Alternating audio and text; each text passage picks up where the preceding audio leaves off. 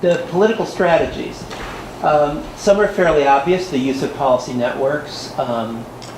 That's both a modality and a political strategy. Bringing together a partnership of corporations and legislators, obviously. Focus on state level legislation, but networked to the federal level, so these levels work in collaboration. An appeal to multiple constituencies, operating under the radar, a shotgun approach to model bills. This means that what ALEC will often do is they will send a whole bunch of bills through the legislature around a particular topic. One of them, example, is that they're scholarship bills.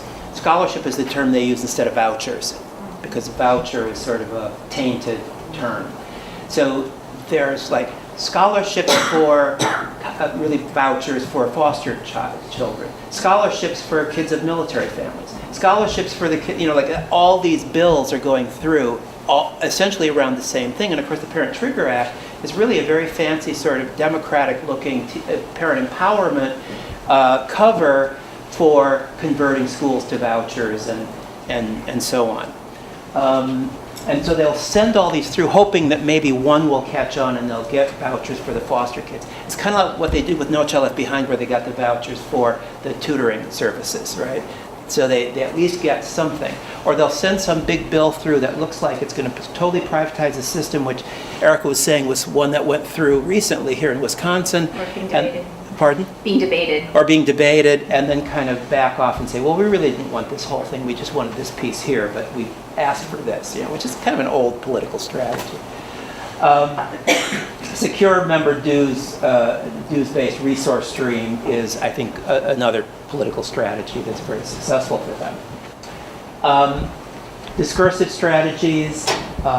It was really interesting to watch how they are using language, what language they consider sort of toxic that won't play versus language that, like the vouchers versus scholarship kind of idea.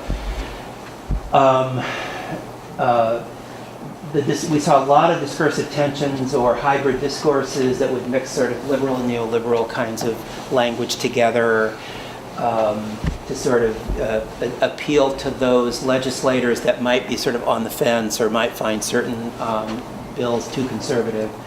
Parent Trigger is a good example, parent empowerment kind of language, but then vouchers.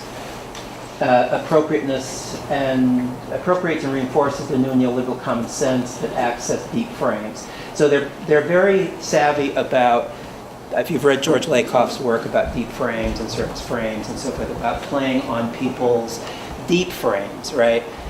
They're sort of that non-rational part of our reaction to something that we sort of say, oh yeah, that sounds good, that sounds right. Yeah, we should give parents the right to choose, that deep frame sort of stuff.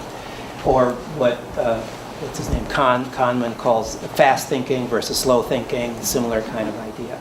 We'll end with Milton Friedman, how's that?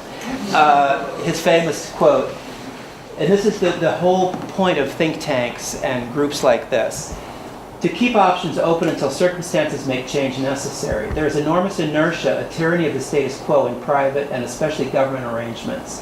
Only a crisis, actual or perceived, produces real change. When that crisis occurs, the actions that are taken depend on the ideas that are lying around. That, I believe, is our basic function: to develop alternatives to existing policies, to keep them alive and available until the politically impossible becomes politically inevitable. And what these think tanks, whether it's the State Policy Network or ALEC, are doing very effectively is they're creating the ideas that are laying around so that as a crisis hits, and people are, I had this debate with Pedro Noguera, one of my colleagues. He says, oh, the DOE is just grabbing ideas out of thin air. They don't know what they need. I said, yeah, but those ideas are laying there intentionally, right? Somebody put them there. And so as people are grabbing them, they're grabbing ideas that somebody has made available to be grabbed.